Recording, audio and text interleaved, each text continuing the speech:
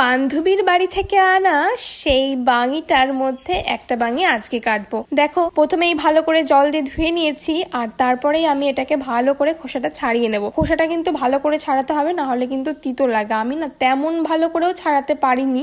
মা বললো এটা আরো একটু পরিমাণে ছাড়ালে ভালো হতো, মানে পুরো একদম সবুজ কোনো অংশ থাকা যাবে না। আমার একটু হয়তো ছিট থেকে গেছিল, সেগুলোর জন্য তিতো লাগে কিন্তু খেতে। তো তোমরা এটা ভালো করে খেয়াল রাখবা। দেখো কতটা সুন্দর হয়েছে। আর আমি এই বীজগুলো রেখে দিয়েছি, দেখি পরের বছর লাগানো যায় কি যায় না। আমি এখন অনেক কিছুরই বীজ সংগ্রহ করে রাখছি পরের বছর লাগাবো বলে। দেখা যাক কতদূর কি লাগাতে পারি। তোমাদের সঙ্গে তো অবশ্যই শেয়ার করবো সবকিছু। তারপরে আমি সবগুলোকে সুন্দর করে ছোট ছোট টুকরো করে কেটে নিলাম, আর তারপরেই সেই টুকরোগুলোর ওপর দিয়ে দেব চিনি আর সামান্য বিট নুন। কারণ এটা না মিষ্টি না একদমই খেতে, সেই জন্য চিনি আর বিট নুন না দিলে একদমই ভালো লাগবে না খেতে। তো তোমরা কমেন্টে জানিও তো তোমরা কিভাবে বাঙি খাও। আমি তো এই একটা পদ্ধতিই জানি, তোমাদের জানা থাকলে কমেন্ট করো, আমি অবশ্যই সেরকম ভাবে ট্রাই করবো।